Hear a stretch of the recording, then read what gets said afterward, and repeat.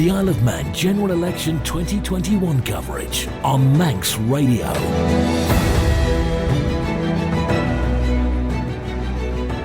Good evening, it's 7 o'clock. We're live tonight in Onchan. Onchan was first formed as a constituency in its own right in 1986, having previously been part of Middle. Onchan sandwiched between Douglas to the south and Garth to the north. It's bordered to the west by the parish of Braddon in the constituency of Middle. Now, Onchan village is the Isle of Man's second largest centre of population after Douglas. Before the dissolution of the House of Keys on the 12th of August, the sitting MHKs were Rob Callister and Julie Edge. Our candidates tonight, Rob Callister, James Cherry, Julie Edge, Michael Leather and Peter Willers. First of all, Rob Callister, why do you want to be an MHK for Onchan? Thank you, Andy. Over the last 9 years, it's been an enormous privilege and honour to serve and to represent the people of Onchan. Firstly, as an Onchan Commissioner for 4 years before being elected to the House of Keys in September 2016. I'd like to think the people of Onchan have found me fully engaged with all aspects of our community, approachable, hardworking, along with bringing a new level of political openness, honesty and integrity to such important roles. I also have successfully challenged and influenced many policies, decisions and directions taken in 5 government departments since 2016, along with being the chairman of the Environment and Infrastructure Policy Review Committee, along with being the island's children's champion over the last year. Thank you. James Cherry. Well, thank you, ladies and gentlemen, for attending tonight and for listening and watching around the world if you're not in Onchan. I'm Onchan born and bred, and I'm passionate about our village and our island as a whole. I pledge to you my commitment to our constituency first and foremost, and focus my energy where, if elected, on improving all aspects of island government, but never forgetting where I have come from and those who elected me if successful. I'll be promoting the application of more common sense approaches and in some cases braver decisions to take and to make government not only more effective but wipe out archaic, unhelpful and outdated legislation. We have massive issues at the moment with retaining youth and our ageing population and affordable housing. These are matters that really need to be thought of and brought to the fore in the next administration straight away. Julie Edge. I'm seeking re-election from you, the voters of Onchan, to be your voice in the House of Keys on the 23rd of September. Since being elected, I've been fully committed to scrutinising, challenging all the decisions of government, holding them to account and striving for greater transparency and accountability. I've proved I can drive change and have the backbone to make the tough decisions. I am certainly not afraid of making the right decisions if it's in the best interests of the people of the Isle of Man. Michael Leather. Good evening, ladies and gentlemen. I first of all would like to say that my hearing is not very good, but I will still struggle through. I want to be an MHK for the simple reason that tourism I would like to promote and bring back. Also, I have degrees in building surveying and property development, which from the promenade I believe can be improved. Peter Willers. My feeling is that the government is very bad. It needs changing completely from top to bottom. I've not had one good word from anybody I've been to the door to say that the government should stay as it is. It needs completely revamping. We need to get rid of a large number of the civil servants because they're not functioning properly. They seem to be controlling the government. The MHKs don't do their job. They need proper control. It needs to have a business environment which will ensure that the Isle of Man can grow and my grandchildren and your grandchildren can prosper in the future. They won't unless these changes are made. First subject tonight is going to be antisocial behaviour in Onchan. Julie Edge. How has it come to this and what can be done about it? Okay, certainly from my experience, I've organised 2 public meetings for the people to come along. The police found them very helpful. They certainly did some targeted approaches following the public meetings and the concerns from the residents. And certainly I think it has quietened down. We have spells of that all over the island. It's not just Onchan. I still feel that Onchan's a very safe place to live and work. And the police have done a good job along with the commissioners who've now organised for them to have a police base in Onchan. Michael Leather. Antisocial behaviour is generally based on people going round without anything to do. unfortunately, the island at the moment does not have facilities for them to do things. I believe that building on the promenade, making attractions down there would put all these people together, and then they would have things to do. At the moment, they're going around in little groups aimlessly, creating problems. Peter Willers.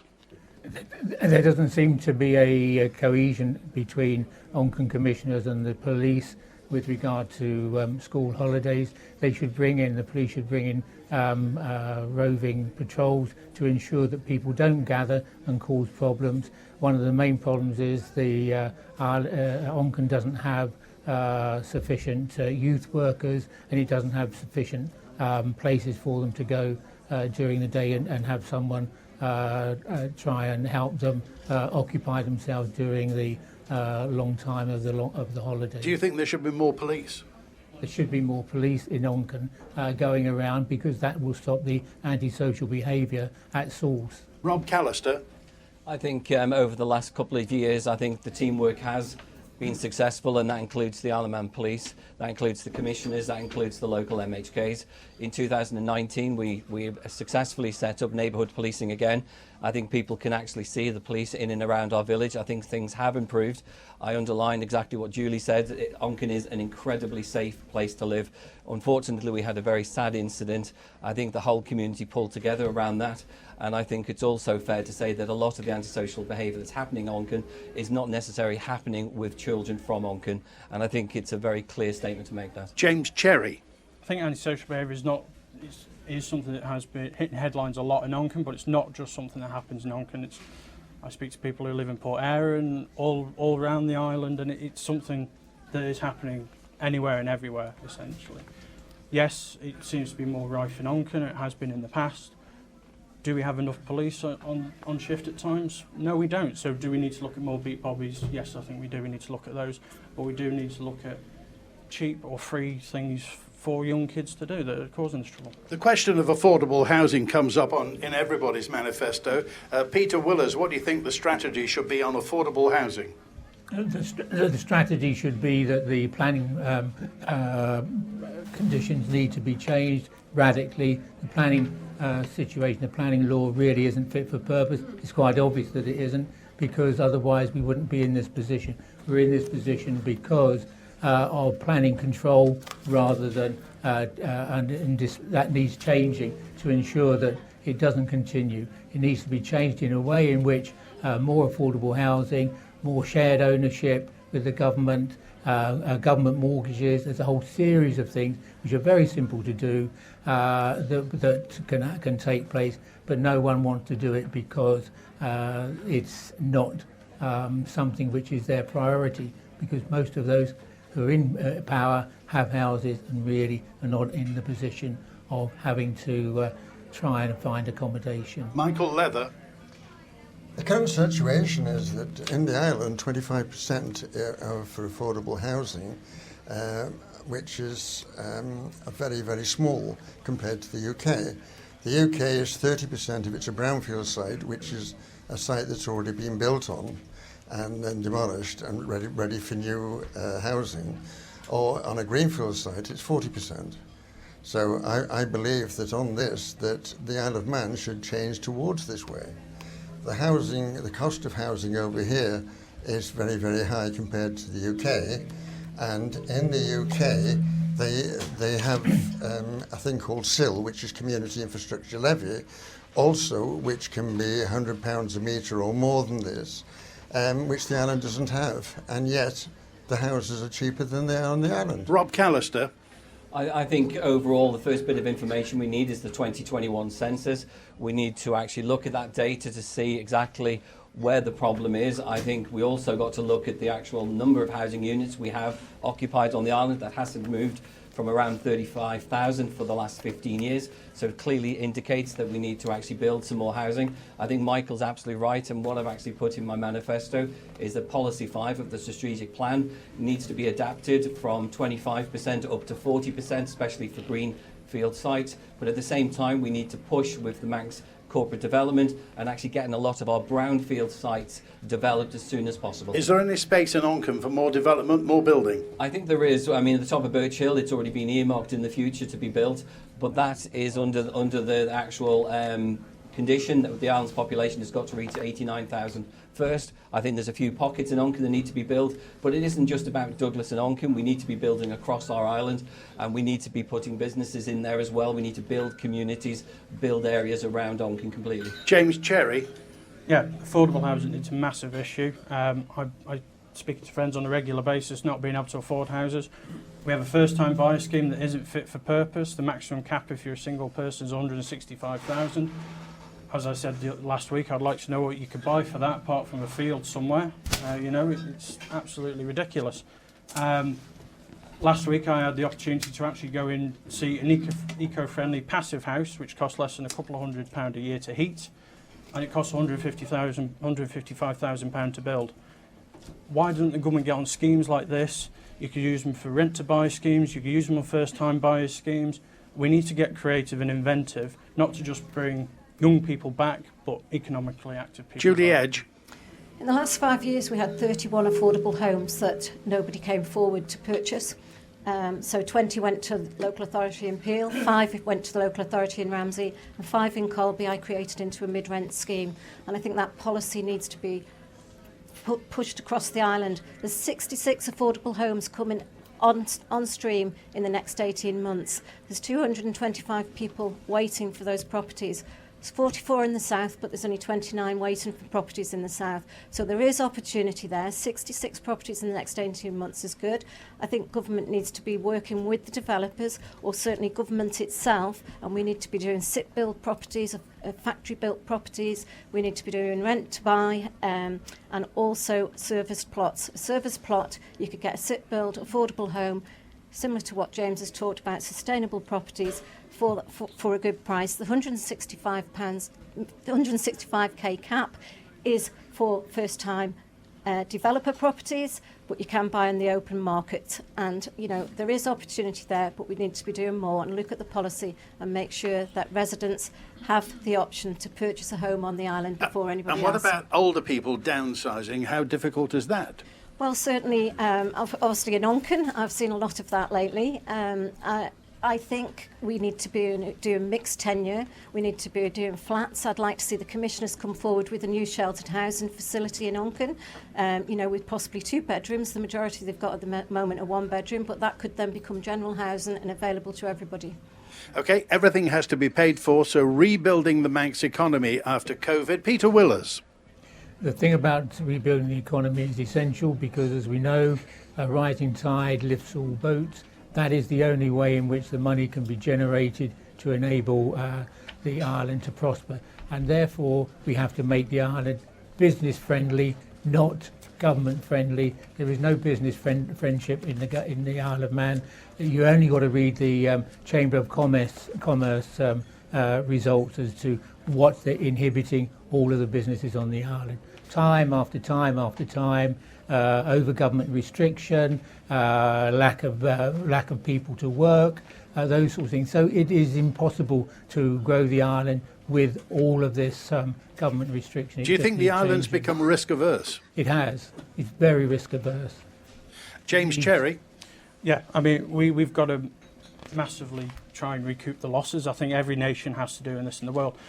I think we need to diversify our economy. We've been too reliant for too long on finance sector, e-gaming, engineering, not as much as the other two. I mean, you look at the Job Centre website, the biggest list for job vacancies is the finance sector.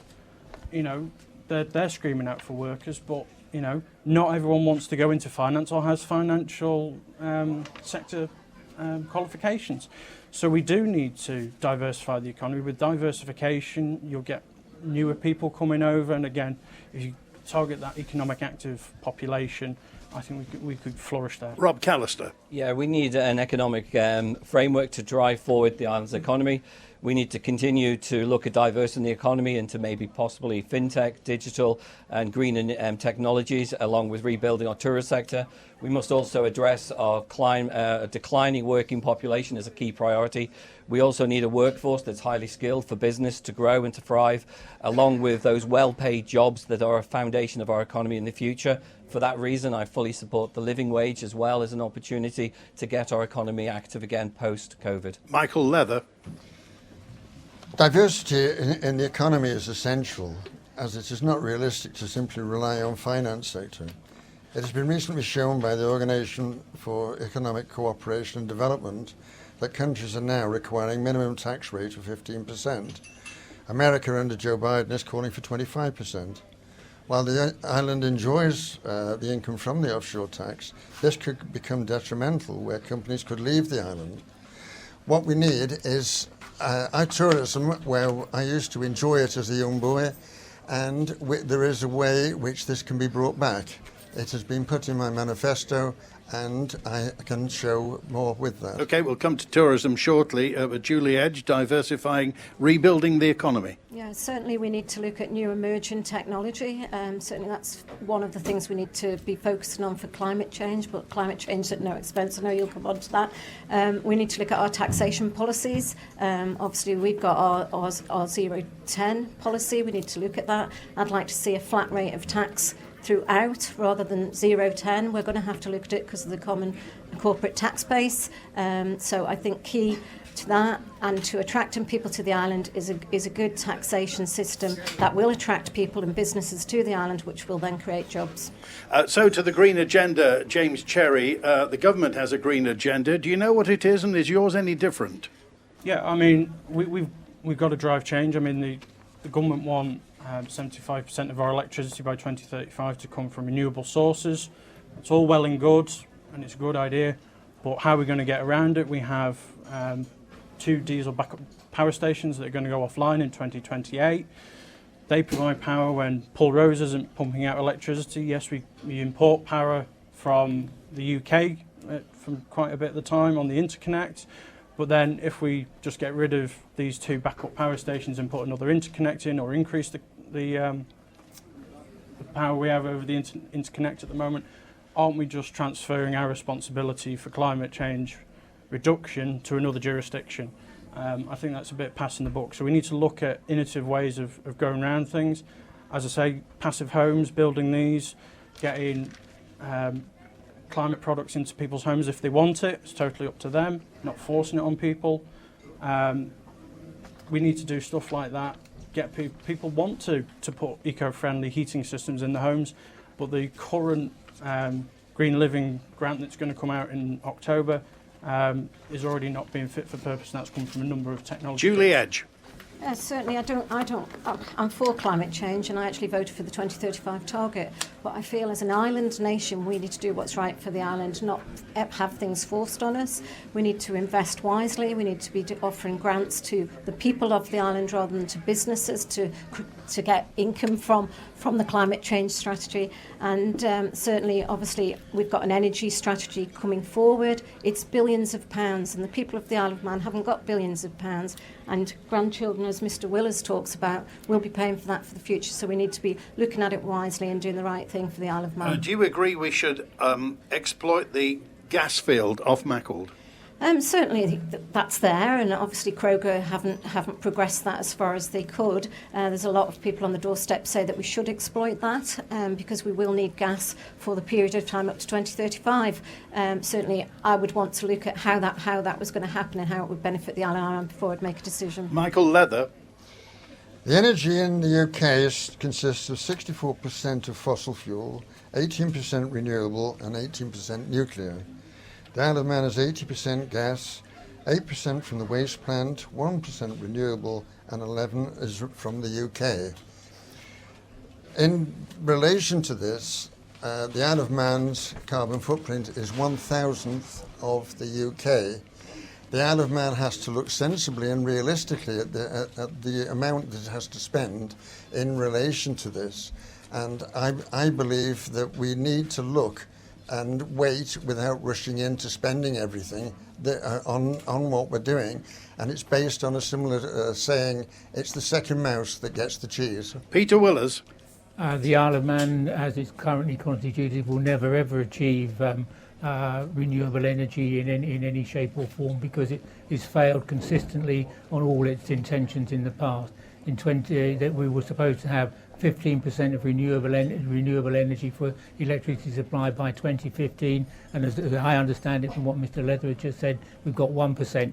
How can they possibly stand up and say that they're going to do anything? The answer is they won't do anything. What we need to do is that if we do have gas, exploitable gas, we should use it to the fullest extent to create a pot to enable us to go into proper green energy. So we should save money and use the proceeds of that solely for green energy investment, and that's the way to go forward. But it won't happen because the Isle of Man has got a history of never ever achieving anything.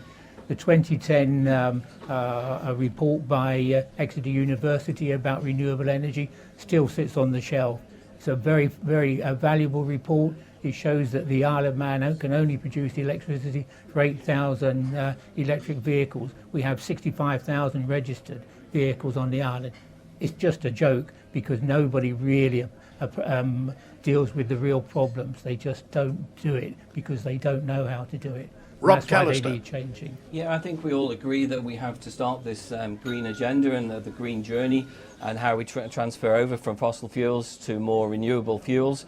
My concern is how we pay for it, because I think most people we speak to absolutely support some sort of green change of how we heat our homes, how we insulate our homes. You know, so there is major change that we need in respect of planning, how we heat our homes. But my concern, and that's why I did not support the 2035, is because at this moment in time, I honestly cannot actually tell the people of Onchan of how we pay for it, because I think most of my constituents and most people across the island want to know is how we actually pay for it. And at a time when government's already lost £240 million and businesses are already pushed and constituents' budgets are already strained, I think government's going to have to lead the way. So it's going to, you know, the Green Living Grant, I do support that. I think that's a good initiative. We can get houses insulated. That's a very quick, easy win. But when it gets more difficult about replacing gas fire boilers or oil boilers, government's going to have to step in with grants, and that's going to cost many millions of pounds. If we take the high scenario, which is one of the recommendations, that's £52 million per year for 10 years. It's going to be a private and government sort of investment. If we take the lower route, it's still going to be £26 million per annum for 10 years. It's a major investment. Everybody's got to buy in it, but government's going to have to lead the way. Okay, let's come to tourism then. A strategy for the future. Is the Isle of Man ever going to get back anywhere near it was, Julie Edge? It'd be great if we could, wouldn't it, Andy? I think we've got a totally different market than we had previously. I think we need to be looking at doing our marketing more professionally rather than in-house within government. We need to get professionals marketing the island like they do in other jurisdictions. I think there's an untapped market, certainly in the cities.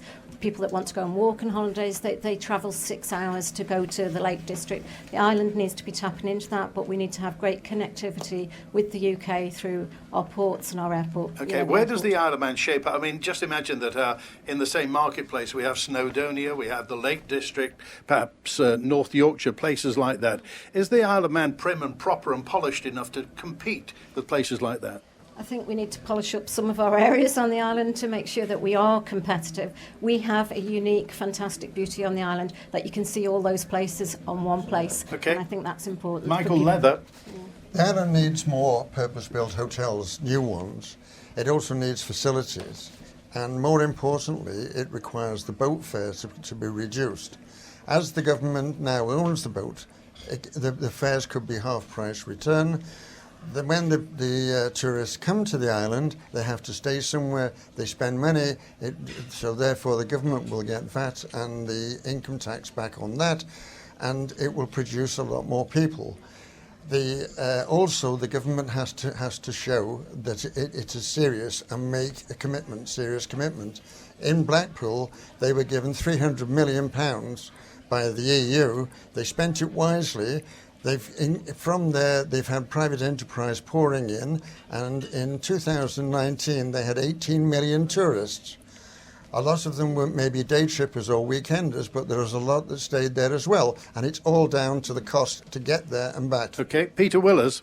What has to happen is that the island needs to improve its offering in every way. It needs to make the points of entry tidy, clean them up, make them places where people are pleased to go through rather than avoid like the plague. It needs to ensure that there is free transport on the island for everybody who's got a booking for a hotel or boarding house or whatever it is when they come and stay, so that they can get round the island and look at places, and they can bring their children. Children should go free as well on the boat, and there shouldn't be, you've got to get people here, and you can't get people here because of the cost of getting here and the cost of staying here. So therefore you take one of those costs out of the equation, and then people will come across to the Isle of Man. They won't until that happens. What do you think will be the impression of the first-time visitor at Ronaldsway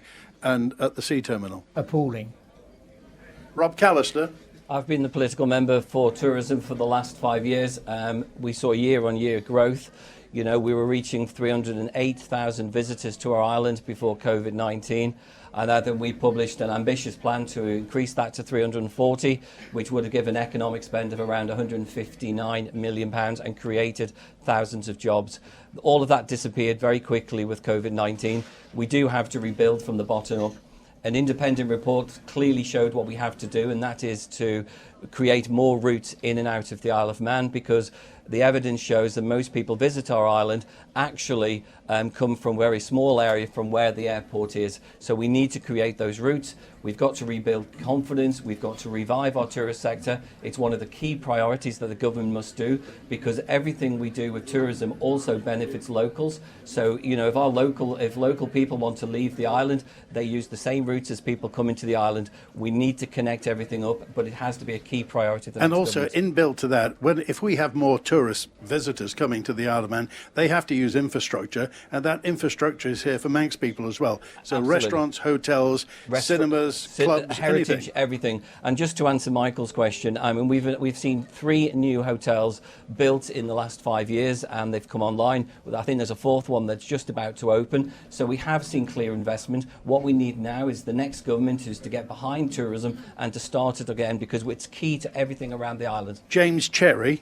Yeah, I mean, if you think we're going to get back to the heydays of the 50s and 60s, I think sadly you're in a bit of cloud cuckoo land.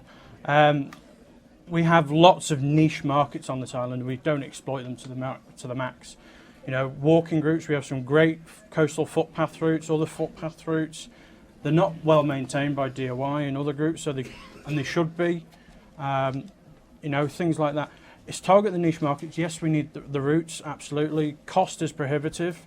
You know, you can book a holiday to Portugal for £300, yet that's probably what you're going to pay to get here, let alone, as I say, a holiday for... Everybody's talked about this for years, James Cherry. So, I mean, the steam packet is now in public ownership. Are you saying that the government should should vary the marketplace for visitors? Yes. I mean, I think you need to...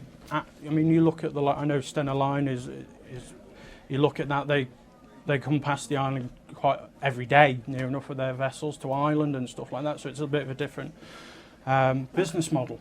But you look at how cheap those fares are, there's a reason why they're going to other places, because it's so goddamn cheap, you know. Well, they're done as a package, they're not done independently, so I think that's what we need to get back to, because in the 70s we had package holidays. But I understand that, but the thing is, it's £280 return for a car and 2 people on the steam packet at the moment. But the hotels need to work with the steam packet and come forward with some packages. £280 for 2 people in a car. I could probably get you to the south of France and back for that if you wanted. Okay, right, we're halfway through the night, ladies and gentlemen. Now is the time when we're going to open the floor up to members of the audience with a question. Who's got a question, first of all? Your name, sir, and the question. Brian Stoll, and my question is to all members. The recent attempt to introduce a bill that would impose restrictions on the public sector and punish them for failing to perform has set the bar as far as I'm concerned. Given that the island's recent history is littered with projects that have gone grossly over budget and have been totally ill-conceived, will you support, if you are elected, a system whereby the people who are responsible for these faux pas, giving it a reasonable term, are actually named, shamed and punished within government? Peter Willers. Yes. Thank you. Okay, That's a straight answer. Michael Leather. As far as I'm concerned, chief executive means nothing. All the government people who are acting responsible should, in responsible positions, should have whatever qualifications they have after the name. They should also be responsible, as has been explained, but also a lot of these enjoy committees, and I believe that they should have the minutes written down as to who voted for what and who proposed what. That way we can hold them responsible. Julie Edge. In July sitting at Tynwald, I had a motion that virtually got through, apart from members not voting to continue with the sitting, that CEOs should be on performance-related pay and a lower pay, and they have to get their bonuses by performing and being accountable to the people, the taxpayers of the island. They work for nothing. Well, you'd have to set a bar, but then obviously they've got to work to get them targets. That would be a change. Julie. But certainly with the landlord legislation, which I know is what you're referring to, that was a difficult piece of legislation, but at the end of the day, I think you'd probably agree that we do need some standards, but they need to be applied across the rental sector. James Cherry. It has, yeah. I mean, the high-level civil servants, decision makers at the high level, yes, they need to come under scrutiny. Simple as, you've got your Public Accounts Committee and other committees that do other work, and yes, some are brought forward, but we've had massive problems. DOI is massively littered with them. What the hell is going on? And we need to. Well, that's what the voters are asking. Yeah, and sometimes even the politicians don't know what's going on. So that we need to get down and go, what the hell is going on down there? Rob Callister. Yeah, the simple answer is yes, Brian. I think you're absolutely right, and I know you're referring to the landlord bill. That particular piece of legislation tore me in part because when I went into the department, exactly right, when I read the legislation, it was not fit for purpose, and I think I described it as a bag of spanners. It should never have gone out for consultation.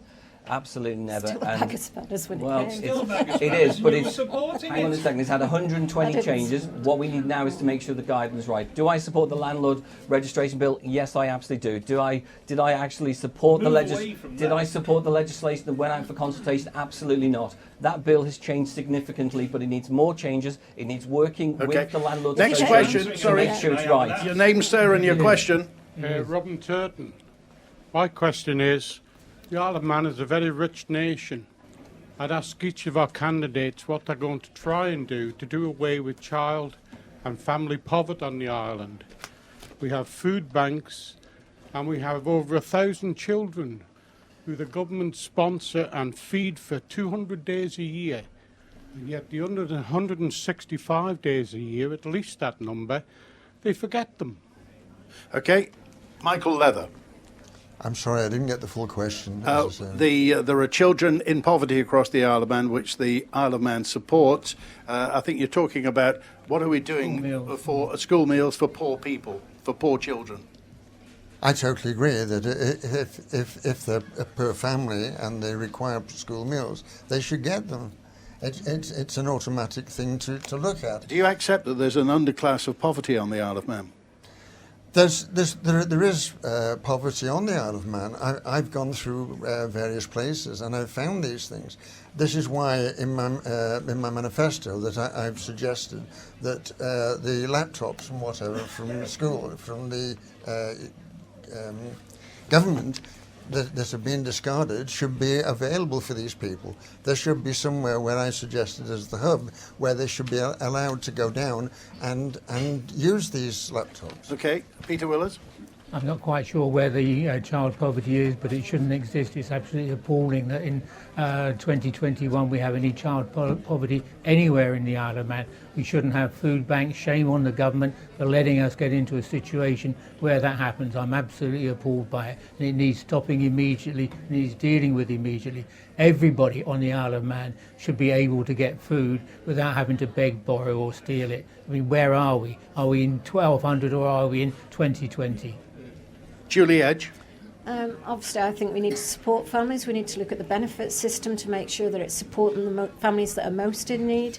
I think some of our gas prices, for instance, social housing in the previous administrations, they put gas in everywhere. Families can't afford it, so therefore they're choosing between food, heat and putting clothes on the backs of their children. Totally needs a benefits review. School meals and vouchers should continue throughout the year. Rob Callister. Yep, I agree with most of the comments that have already been said. You're absolutely right. This is a disgraceful problem that has to be resolved quickly in the next administration. I think the benefit system is absolutely one that needs to be reviewed.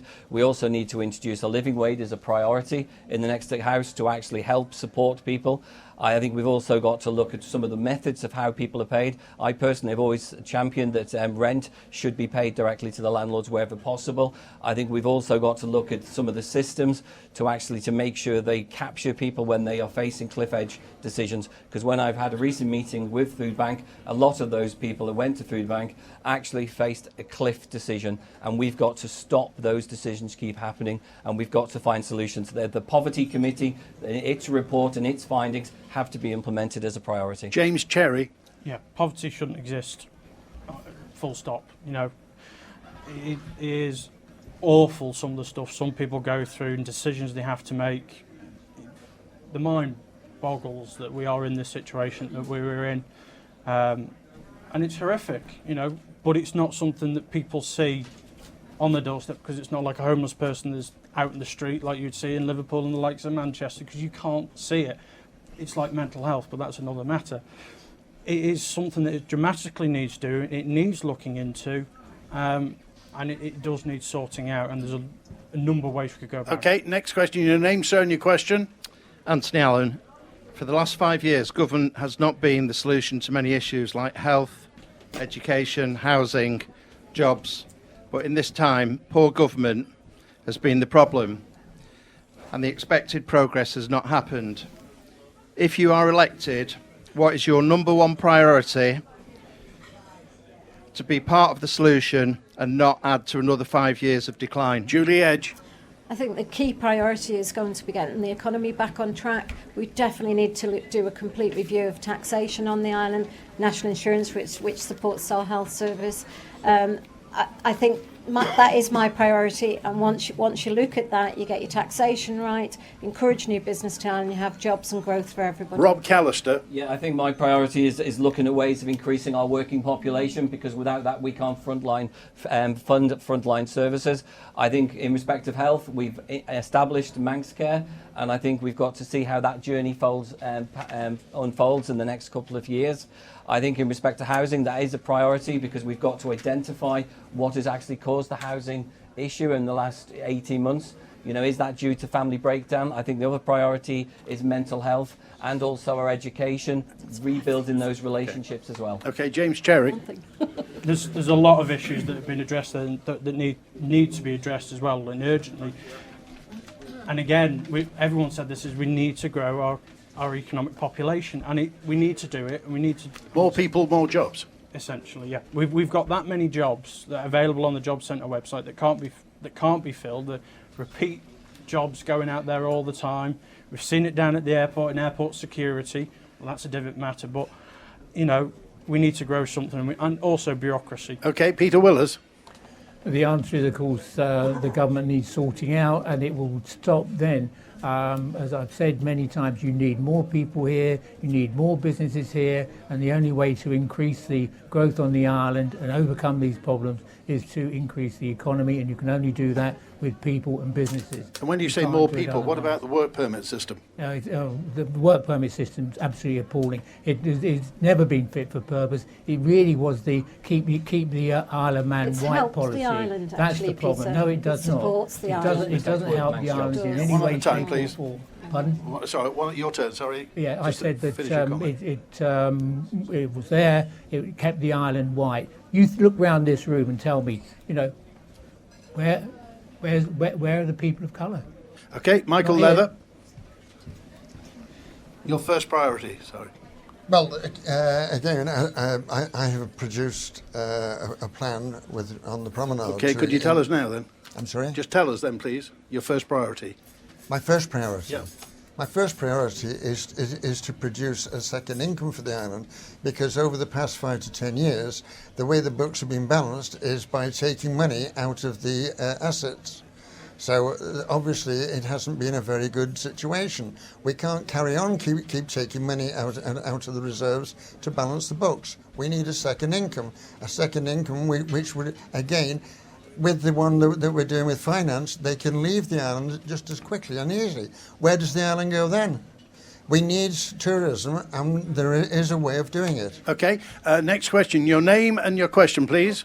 Hiya, it's Vivian Harrods here, and I think the bottom line is the fact that you're not going to get people coming over here to work, skilled people, when the prices of the houses are so high, and you're letting people buy houses en bloc from across. And something needs to be done about that, and it's up to the government to sort it out. Because even highly qualified people, it's just ridiculous to say it's an affordable house at £300,000. You've got to have a £30 deposit. So how is a young person going to get onto the housing market? Julie Edge. Something needs to be done about this, full stop. Obviously, we have the first-time buyers schemes, which do support young people getting on the ladder. But I do feel that we need to have residency qualification. We've certainly increased the land registration fees for second homes, and I think there is ways of government doing it through regulation to make sure that we do have enough affordable homes available to people. I do believe that if we're trying to attract skilled people, key workers to the island, we should be giving them housing for at least 6 to 12 months to attract them to the island, and then they will hopefully buy and purchase a property. And do you but think that was a key workers policy in the 70s and 80s that worked, and then many of those people stayed on the island. Do you think, though, that that's stopping skilled workers, key workers perhaps, coming to the Isle of Man? I think we need to be supporting them within at least that first 6 months to attract them to the island, and hopefully they will stay, but we also need to be providing facilities, indoor leisure entertainment. Michael Leather. I believe that land over here is at a premium, because there's probably a handful of construction people who own this land. As soon as land is available, it's bought up straight away. So therefore, the ones that are in control of the land are in control of the houses, which again are in control of the prices, because unless they build, there's no houses. So basically at the moment, it's more or less the construction people are telling the government what to do, rather than the government being able to tell the construction people what to do. Peter Willers. You can't take land away from people who own it. What you can do is you can change the planning system so that there is more land for housing, designated specifically only for first-time buyer, only for owner-occupiers, not for rent, and that would create the necessary land availability to enable houses to be built at a lower cost. The fact is that the people who are wanting to do businesses here employ staff who are well paid. They come from England, they own houses in England, or they're able to pay the rents there. They're no different here. So you shouldn't stop housing as such. You should actually just solve the problem by dealing with the nil supply of low-cost housing land. That's the way to do it. Rob Callister. Yeah, thank you. 313,000 is the average house price in 2020. I think for first-time buyers, we need to look at those thresholds to make them more accessible to the 21st century. In 2019, I know that DFE introduced a new registration fee that actually supported local residents who actually lived in the properties. On average, you could save somewhere between £800 and £900 and that has definitely helped local people in the last couple of years. As I've said, we've got the actual number of housing units lived in on the island is around 35,000. That hasn't changed in 15 years, so that's a clear sign that we need to invest in more housing. As you say, we need, with an ageing population, we need to give our older population a choice to downsize if they choose to. We also need new housing for people to get on. And again, I'd just repeat that I think Housing Policy 5 has to be amended, and to increase that from 25 to 40% for greenfield sites, and maybe reduce it even for brownfield sites to get those sites developed. Okay, James Cherry. I mean, the lady picks up on bringing key workers over. If it wasn't for key worker houses in the 80s, 90s, I wouldn't be here. It's as simple as that. My family used that scheme to come to the island in the 80s, to come here to work, and it's gone. You know, I've spoken to an assistant head teacher of a high school, and they struggle to employ people because they've got nowhere to live because of the astronomical costs. So going back to building homes for £150,000 that are cheap to run, we need to get schemes like this, be ambitious and do it, because if we don't... Is this something you picked up on the doorstep? Yes, it is. I mean, we did a debate a few weeks ago, and the gentleman with the passive home came to me. Okay, next, your name, sir, and your question. Name's Nigel Dobson. Government tends to sit for 5 years, but hopefully plans for further ahead. In 2030, the plan is that there'll be no further petrol, diesel or hybrid cars on sale. They'll all be electric. Where are the electric points going to go? Who finances them? Government, local authorities, private sector? And how do you recoup the lost income from fuel tax? Michael Leather. It's a very good point, but at the same time, is that it's a proposal. It's not, nothing's in stone. With regards to electric cars, you're quite right. At the moment, we do not have enough electrical supply to provide for these things. But again, it's within 2030, so we've got another 10 years to look into this. Okay, Julie Edge. I think the technology will have moved on by 2030, and it won't necessarily all be electric vehicles. Certainly government, local authorities and grants for people to put charging points in their own homes is an opportunity through this Green Living Grant. We need to be keeping abreast of the technology. We know that the batteries, and they're struggling for the minerals that they require for the batteries. I think hydrogen will have developed well by the 2030s, so we need to be looking at a mix, and also looking at the manufacturers to provide the same levies to the people of the Isle of Man to purchase an electric vehicle if they wish to, because we don't have that. But how could they fix it for apartments? Well, that's something that we need to look at. In many places around the world, you can have like a lamppost with 10, 12 charging points coming off it. We don't have that on the island. We seem to be looking at ones and twos. There's opportunities in apartments with garages and things at the back. So Peter Willers. You won't be able to charge the cars, so there's really no point. All these grandiose schemes never really work. They're just pie in the sky to make people feel good. What you actually have to do is start from the basics, and so far as renewable energy is concerned, you've got to get enough renewable energy going, and then you can plan on from there. And you do it in together. You don't wait until you've got it, but you know it's coming on stream, and therefore you can start planning for it. But you can't do anything unless you plan properly, and none of these things have ever been planned properly, so why would it happen now with the current way the government operates? James Cherry. I mean, Michael said it was a proposal to ban petrol and diesel cars. It is actually something that is going to happen in the UK in 2030. They have confirmed that, and it's 2035 for the EU. So no way about it, unless you want to import a car from China or somewhere like that in 2035, good luck. You're going to struggle. We need to sort out the infrastructure. How do you pay for it? Well, it's the same as you going to a petrol station. If you plug in, you need to pay for it. It's as simple as that, and that's how it needs to go. Yes, it's been fine and dandy now that you get a free charging point, but hang on, who's paying for it? The taxpayer, but it's your vehicle. No, you're going to have to start paying for it. You pay for it at home when you plug in. You know, you might get a cheap rate at night.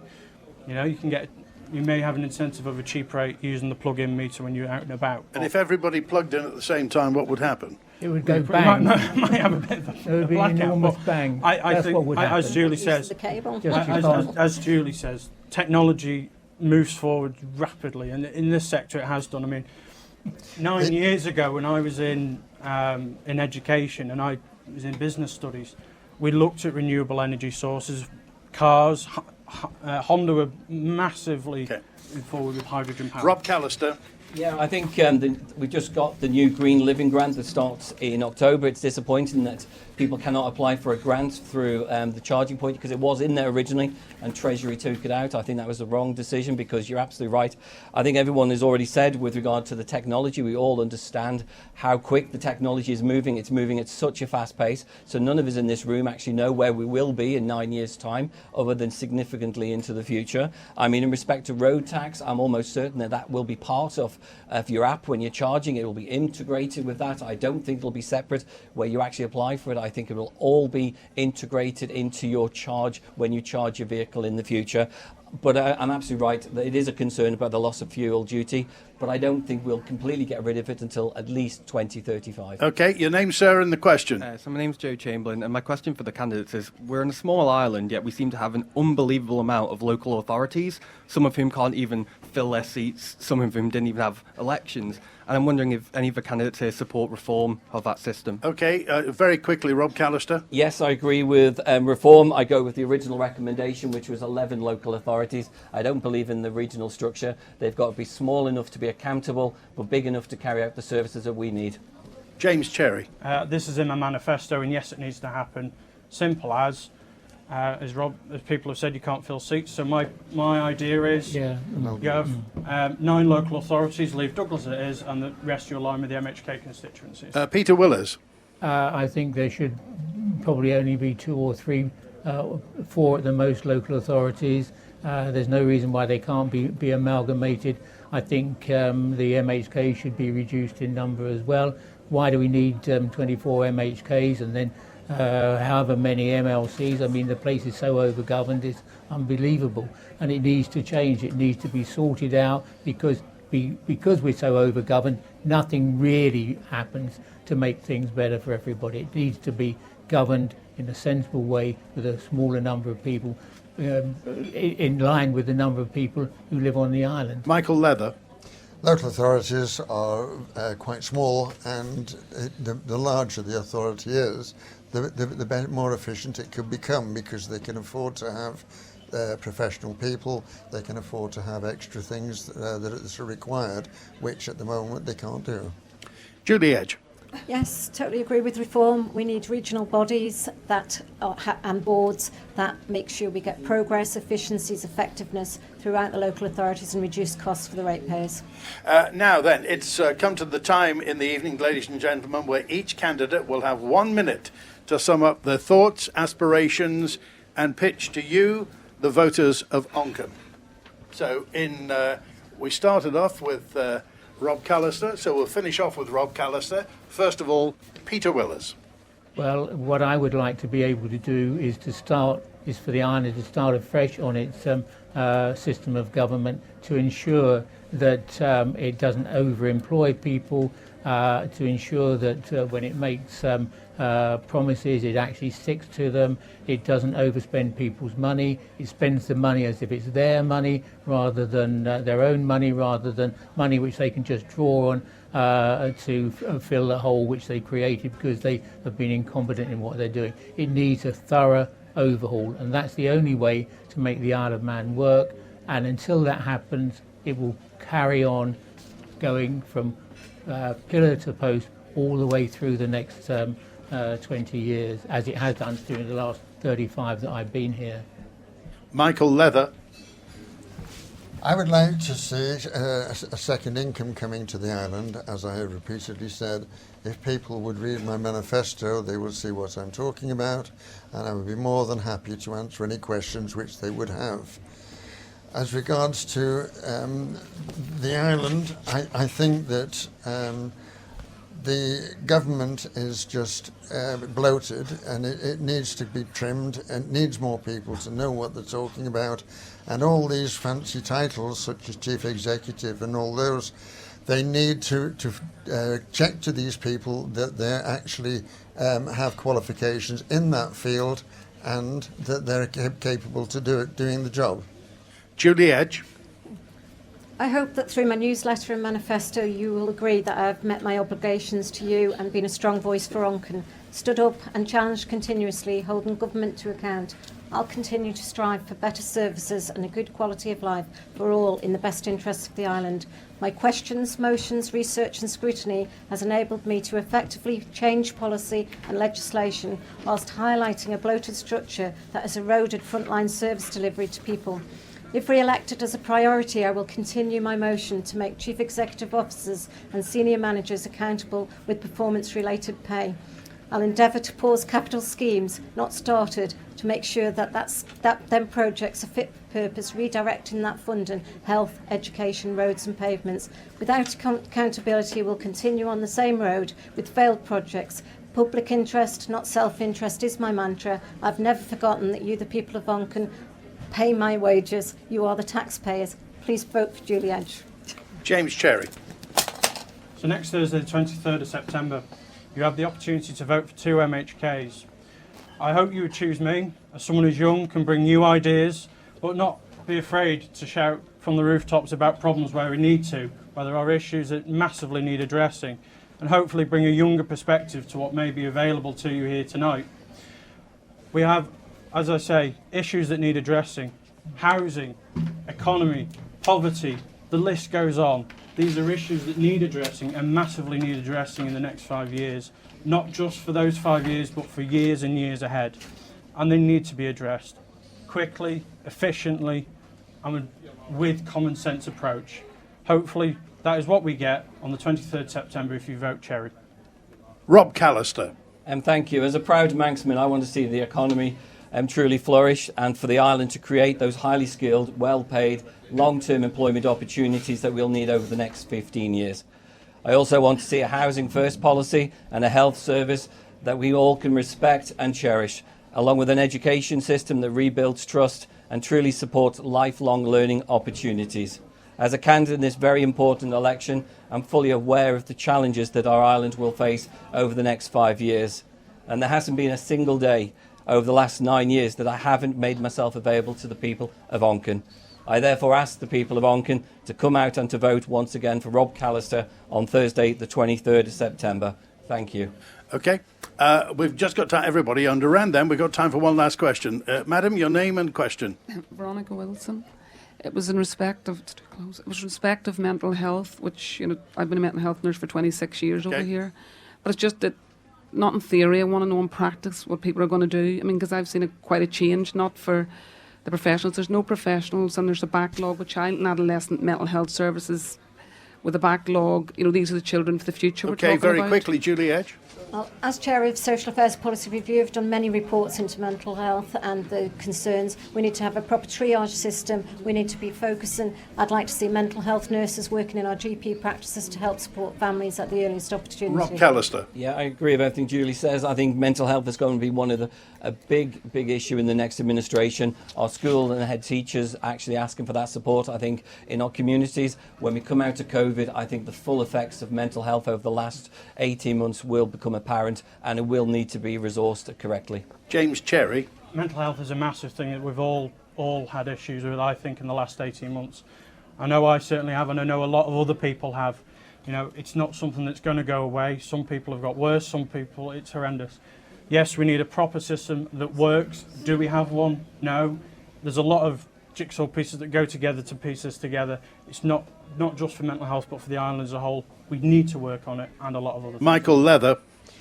Mental health needs a lot of money, and it requires very understanding people. First of all, the money must come from somewhere, and the same as all the other promises of what's going to be done. And again, as I've tried to say, we need a second income. Are you surprised that there is this problem with mental health on the Isle of Man? Well, mental health is everywhere. It's just that it hasn't been realised in the old days, and now it's coming more to where people can appreciate it. Okay, Peter Willers. Yes, I'm fully aware of mental health problems. For many years, my mother was a mental health nurse. So as far as I'm concerned, it goes without saying that mental health is vitally important to society. Currently, the Isle of Man is suffering very badly. In the UK, they've developed an online system that psychotherapy can be given online and is used all the time now by hospitals, prison services, government departments, and other people to be referred to, and they can get immediate access to psychotherapists straight away. Okay, well, in a week's time, ladies and gentlemen, it will all be over, bar 40 seconds. This time next week, the polling booths will be about to close, and the people around you will be breathing a big sigh of relief.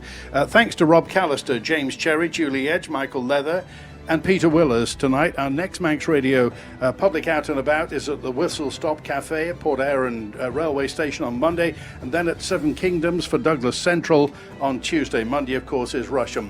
I'm Andy Wint, and thank you for being with us tonight. Tonight we've been live at the Ocean Views Bar and Grill in Onchan.